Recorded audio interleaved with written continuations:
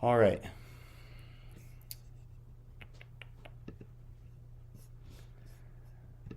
Are we going? Yes, we're going. So, where are we? So, devotional service means transcendental activities. On the transcendental platform, this is called Vishuddhasattva. So, the platform of pure goodness, or goodness free from contamination by the qualities of passion and ignorance. In this Krishna consciousness movement, we require everyone to rise early in the morning. Where's my friends who are not quite rising early in the morning? We require everyone to rise early in the morning. By 4 a.m., he's saying. I'm not actually. Today I followed, but most days I'm not following, especially with the baby. And attend Mangal Arati, or morning worship. Then read Srimad Bhagavatam, perform kirtan, and so forth. Thus we hold continuous activities in devotional service 24 hours daily. This should be everyone's emphasis. Before anything else, before the job, before the school, before anything else, am I actually doing transcendental activities? So this is very important. Thus, this is called Sato Vritti, or following in the footsteps of the previous acharyas who expertly filled every moment of time with Krishna conscious activities. Even when you work and maintaining your life and so on, it's really just so you can maintain your spiritual life. If you have any other desire, thing of the world, this, that, and the other, no problem, but it's going to limit you. And it'll limit your association, actually, because the devotees will know, all right, well,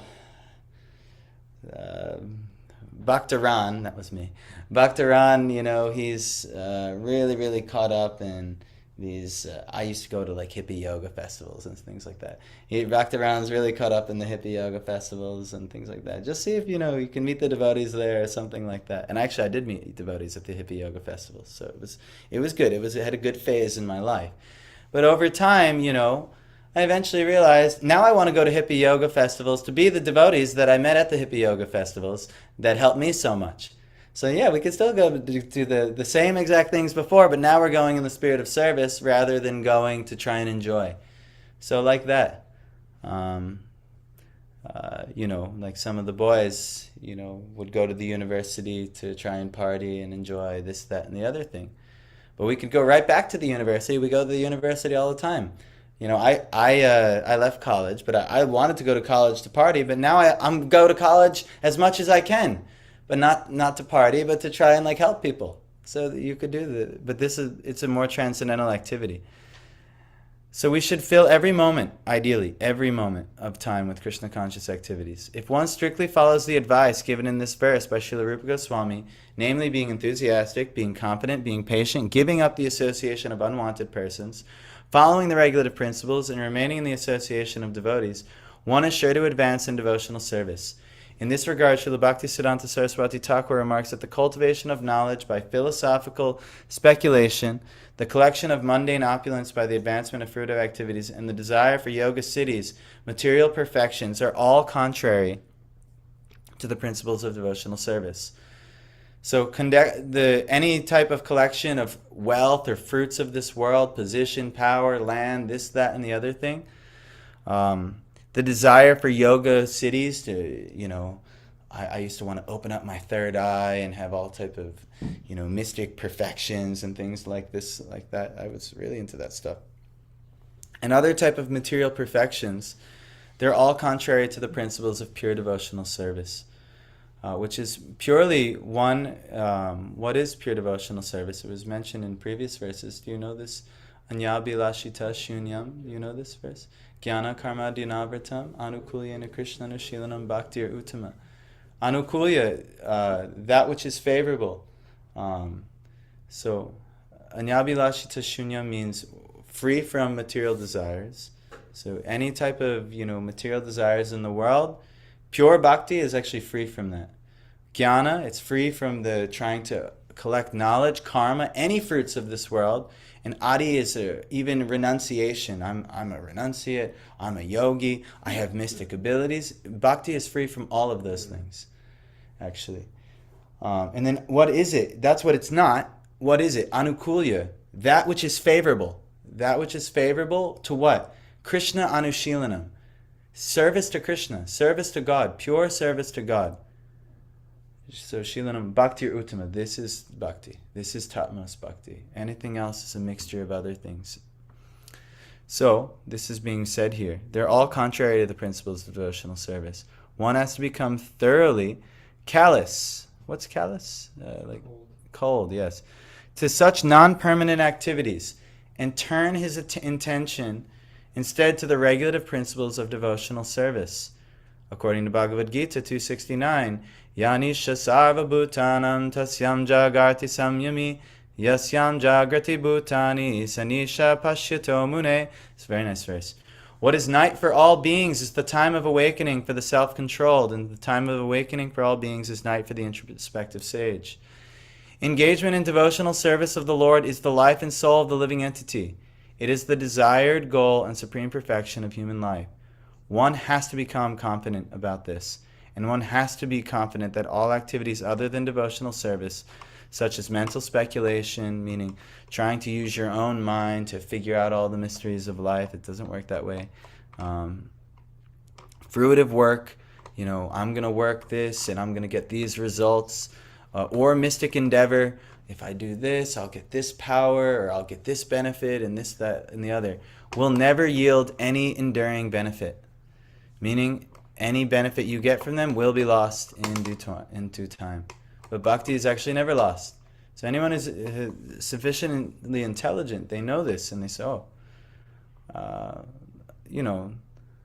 like if you were to, Piyush, I'm thinking of you with a credit card, right? A credit card, it says, you have money you can use right away, right? And so you get attracted. I have this money here right away I can use, and then let me spend. No problem. But we actually haven't earned that money. It's going to be lost. And then not only that, we're going to have to pay for the consequences of it. And it's usually a lot more than what they gave you, right? That's how credit cards work. So this is actually, this is all an example I can kind of give of all of these things we chase in this world. So we have to be confident in the path of devotional service, that our work towards God is eternal, and we're making eternal advancement by doing these things. But attempting to follow other paths will only succeed in making one restless. In the 7th canto of the Srimad Bhagavatam, it is stated, one must be calmly convinced that those who have given up devotional service to engage in severe austerities for other purposes are not purified in their minds, despite their advanced austerities, because they have no information of the transcendental loving service of the Lord. This is could be a kind of answer to your question.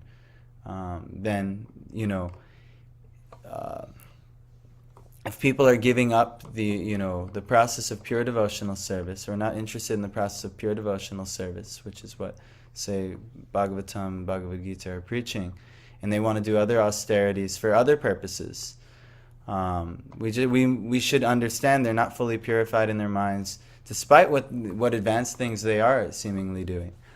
And ultimately because they have no information of the transcendental loving service of the Lord. So this is Bhagavatam stating this.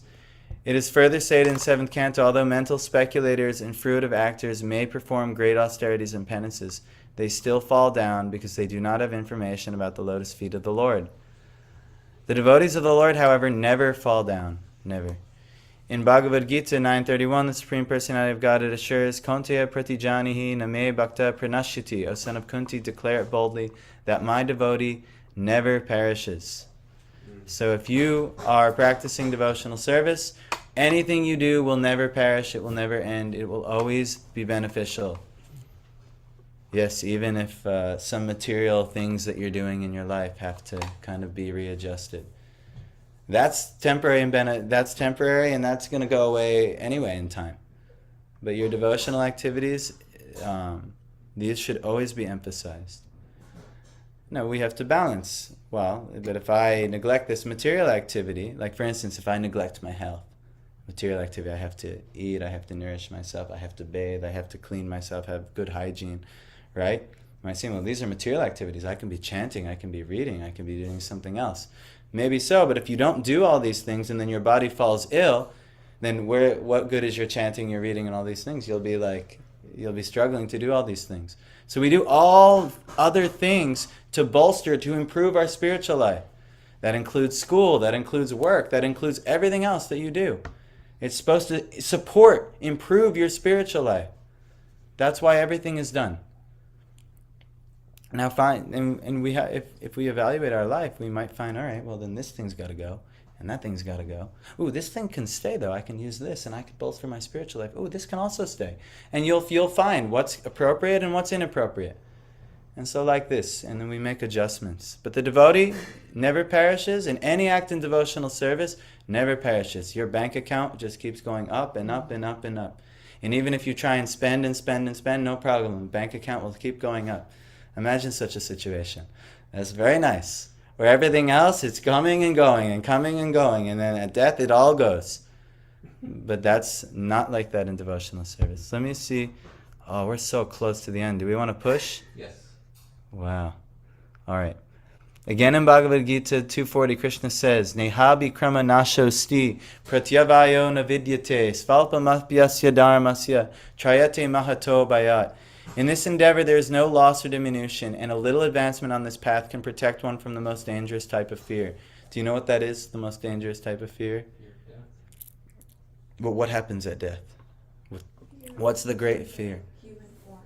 Yes, fear of losing the human form and getting tossed and turned in samsara. So actually, a little advancement on devotional service guarantees you at least a human birth, because from the human birth you can keep making advancement from devotional service.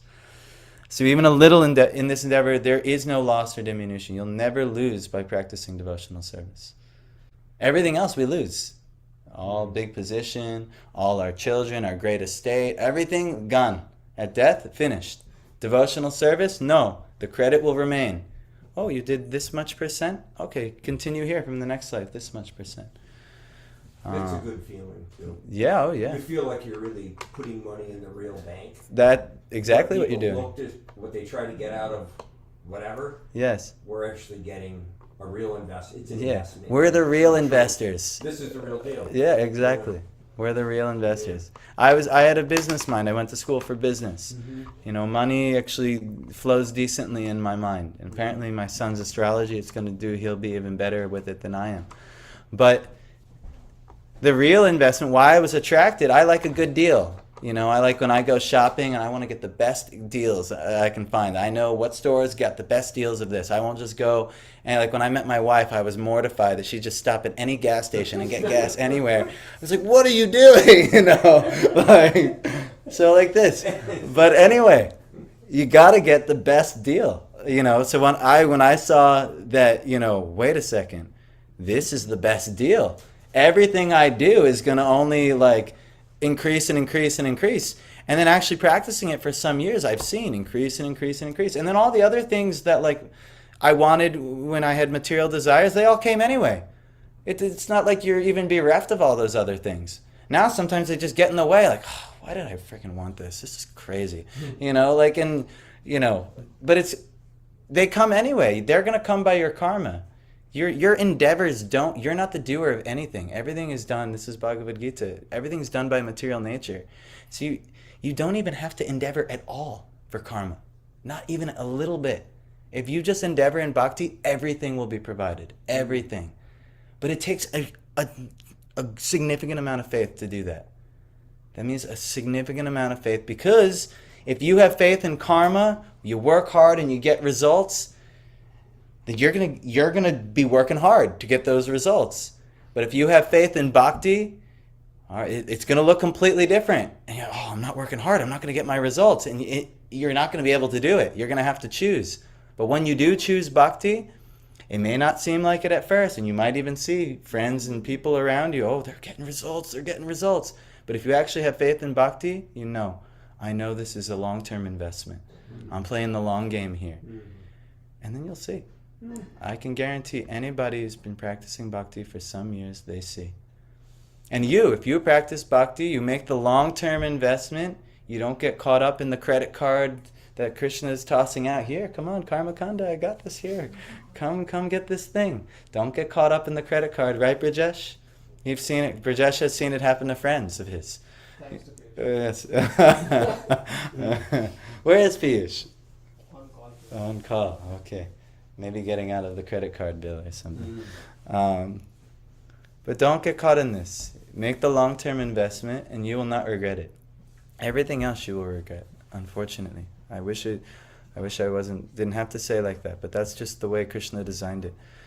Devotional service is so pure and perfect that once having begun, one is forcibly dragged to ultimate success. Isn't that nice? Say that again. Say that again. Is so pure and perfect that once having begun, one is forcibly dragged to ultimate success. So you've already begun it, and even now, I've seen it, times where devotees, friends, they just like, no, I'm going the other way. And I saw Krishna forcibly drag them out of certain circumstances and bring them back to devotional service. I've seen Krishna forcibly drag people here from different aspects of life over and over and over again because he loves them. It's so nice, actually. And they say, maybe he's alluding to this, like, Krishna doesn't let you get away so easily. He'll pull you right by the seeker, the hair. You're coming back. He's like, no, I'm not letting you go. You've already done some devotional service. You've done something so nice. So sometimes a person will give up his ordinary material engagements and out of sentiment take shelter of the lotus feet of the Supreme Lord and thus begin the preliminary execution of devotional service. Even if such an immature devotee falls down, because in the beginning it's just pure sentiment, it's not really built a deep faith, there is no loss on his part. He doesn't lose a single thing.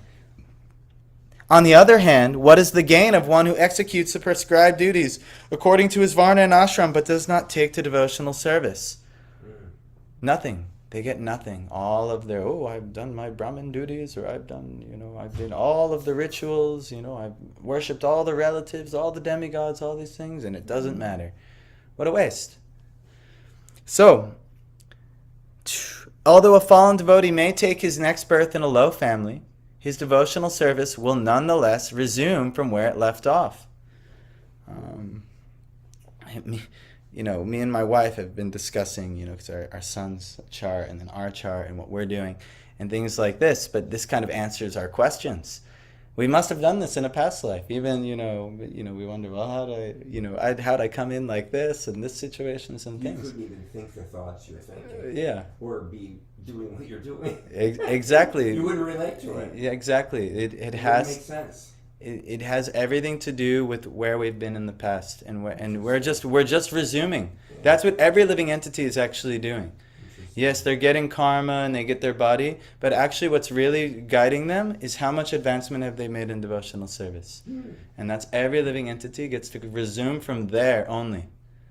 So that's why many people, they keep coming back as humans, because they keep making some advancement. Every little bit of Bhagavad Gita you study, every little bit of hearing about Krishna, every little bit of associating with pure and pure devotees, it stacks up, and even if you try and go away, Krishna's like, no, not going anywhere. Come here, I'll throw a huge obstacle right here. and boom, you're not going anywhere, and you run right back, and then you keep making advancement. And he'll keep doing like this, and here's going to be a giant ditch for you to fall into. But here's a ladder, you'll get out. And look where it leads, right back to devotional service. And he'll just keep doing over and over and over again until you get the hint, and you're stronger, you're more mature. So, devotional service is a haitukiya pratihata. What's that mean? Unmotivated and uninterrupted. Yes, unmotivated and uninterrupted. It is not the effect of any mundane. Actually, a haituki, even though it's translated as unmotivated, it actually means causeless. There's no cause. I mean, also similarly, it's a synonym to unmotivated, because there's no thing that's driving you. I want this. That's pure devotional service. You're not doing this well because I want this result. In the beginning, we might be attracted to devotional service because it fulfills all your desires. So we're like, oh, that's a good deal, Yes. How do we separate the very subtle desire, I want to do this because I don't want to go to hell, basically? Because that's definitely at the root in some instances, and it's very difficult to tell when it's unmotivated or when it's sort of tainted by I want a better situation and I don't want a worse situation. Yes, You know what I mean? so that is the difference between Vaidhi Bhakti and what's called Raga Nuga Bhakti. So Vaidhi Bhakti is you read the scriptures and you understand this activities lead to hell, and you actually see it in your life. These activities give me hellish results, and these activities give me pure results. So you're naturally like, well, I don't want to suffer anymore, so I'm going to go do this. That's good, and actually you should do that maybe many lifetimes and keep making advancement in that path. But then eventually, this is what differentiates Krishna between any other path of God. You can actually learn the path of really bhakti ras, which is Krishna's deep sentiments with the devotees and the deep relationship therein. And that's actually found only in Krishna, actually. Not even in Ram, not even in Nrsimha, anything like that. Krishna is the only one where these 5 rasas are being played out, and you can actually practice sadhana to actually go that way. So this is what Chaitanya Mahaprabhu actually came to teach.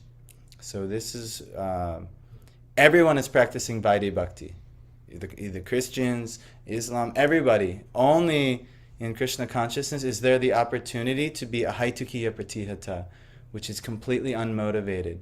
Not by like, I don't want to go to hell, I want to do. Actually, the pure devotees are, well, I'll go to hell, and if that's what Krishna wants. Yes, there's a I'll give you an example. There's a pastime. Narada Muni, Krishna in Dwarka had a really, really bad headache. You've heard this pastime before? Krishna in Dwarka had a really, really bad headache.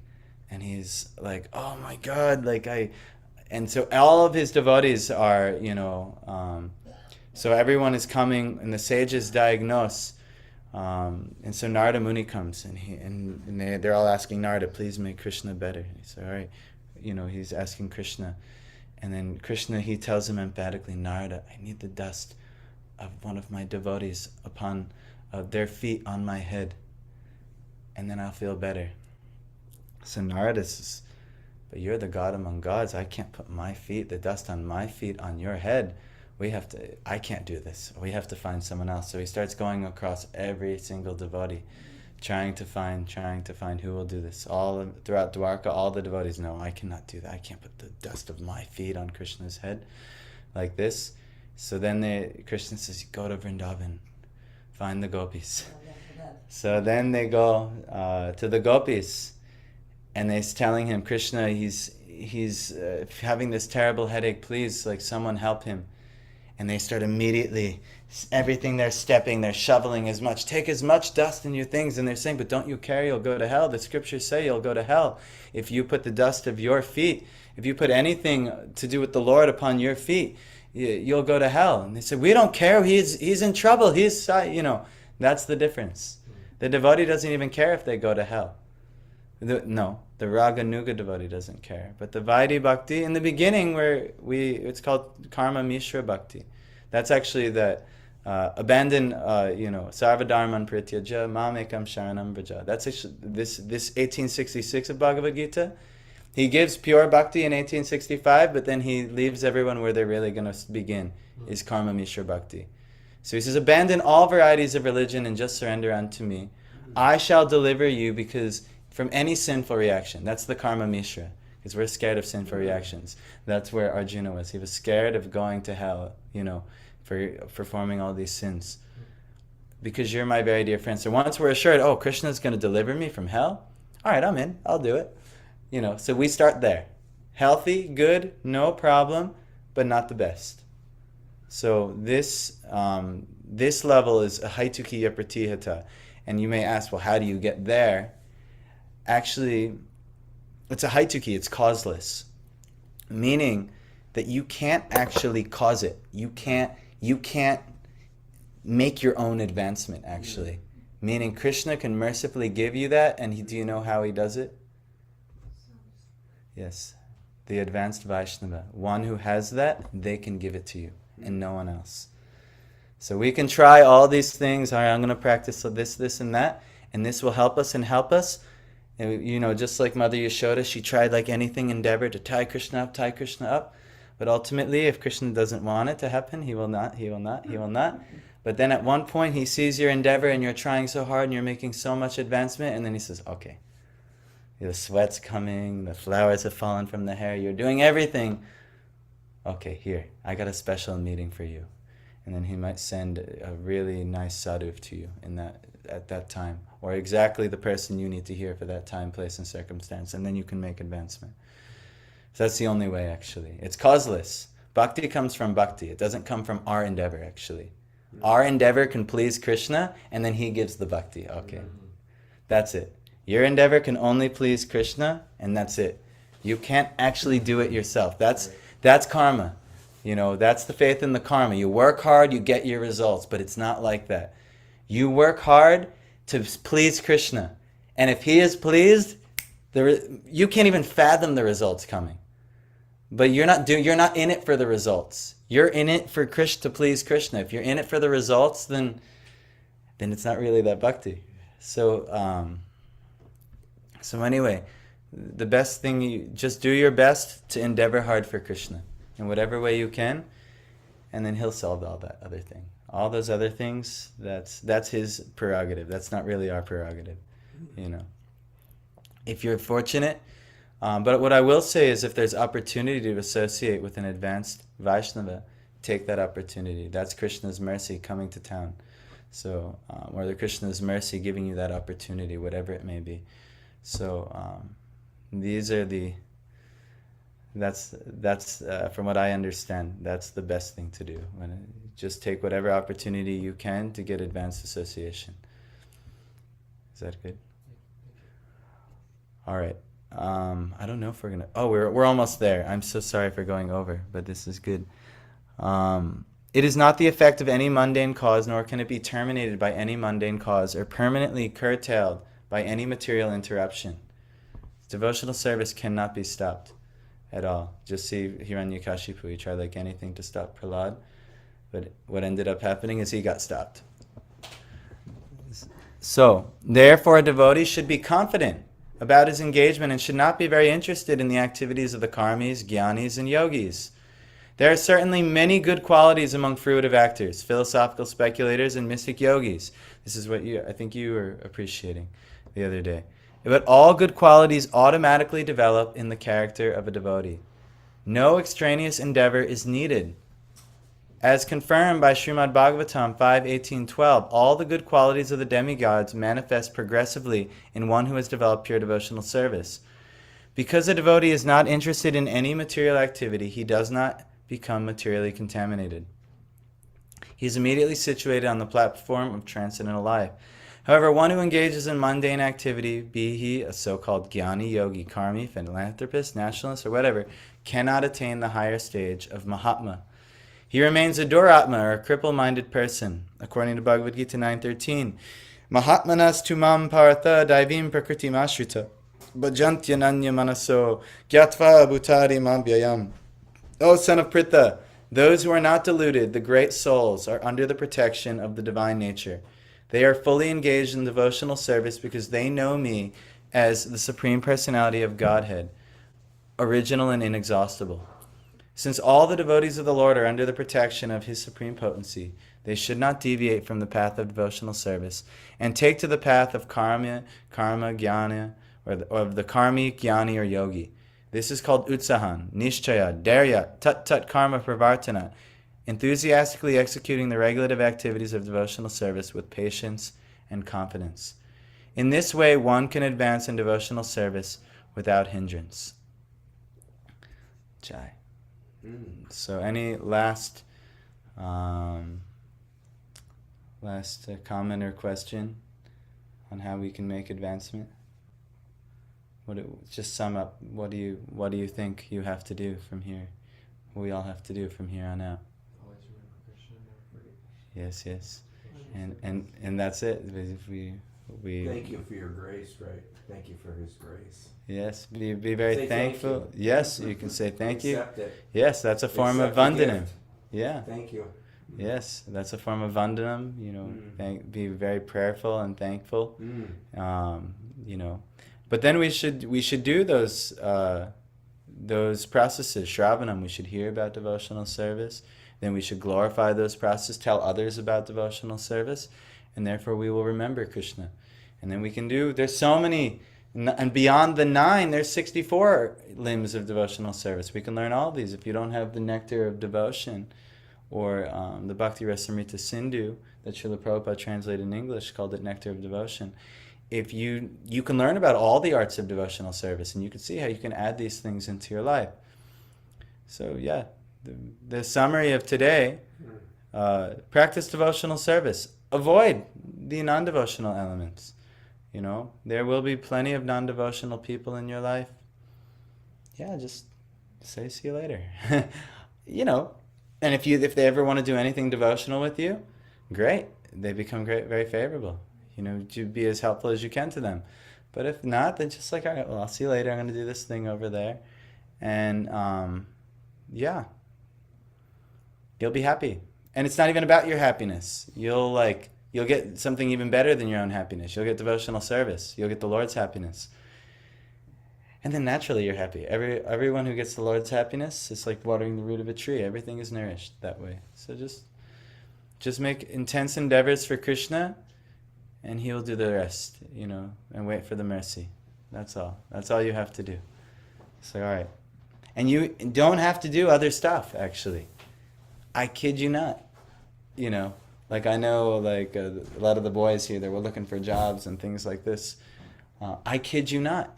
You can just purely do devotional service, and there will be no loss. And if Krishna wants, He'll throw the job right at you. I've seen Krishna just smack people in the face with that thing that they were like, oh my God, really?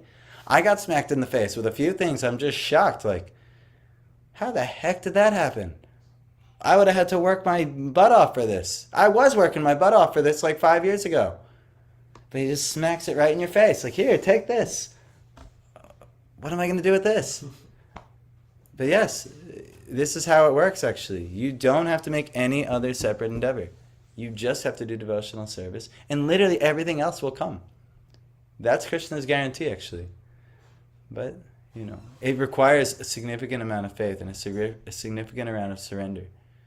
And it's very difficult, because we're so used to, no, I work hard and I get results. That's the way it is.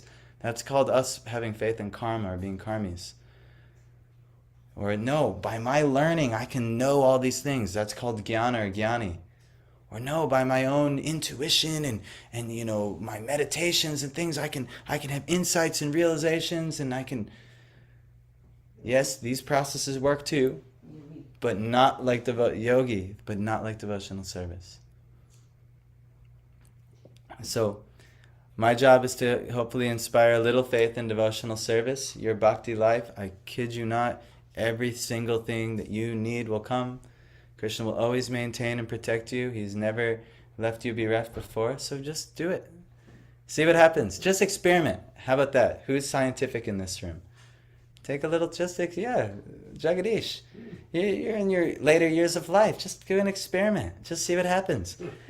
And then, I already know, I think what's going to happen is you're going to like it and you're going to go. And even if you try to go somewhere else, Krishna will just yank you by the hair, Like, come on. This was fun. We were having a lot of fun. Keep going. So anyway, that's it. Text 3.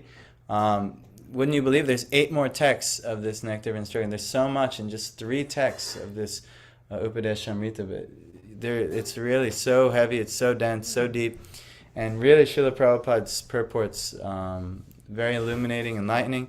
If you don't have this book, get it. You have it, right, Joe? You finish it yet? No.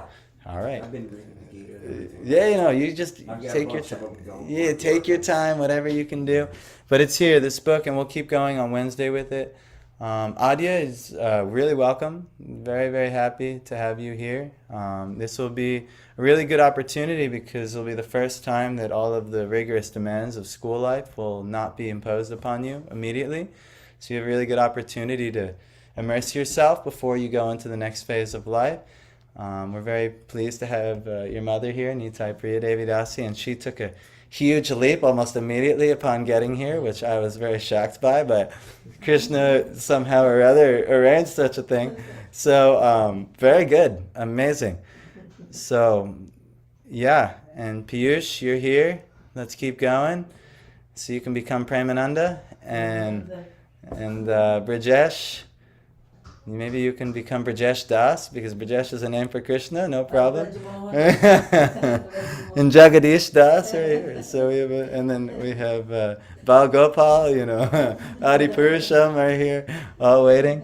So, no, I'm just kidding. Everyone take the time and do everything at the correct pace, but keep going, keep making advancement, and you won't lose. You don't lose. Devotees are they win no matter what. They don't have to have money on their mind or all these other things. So yes, you know this reference. Okay. I never thought I'd think of that. Yes, anything could be used in Krishna service, no problem.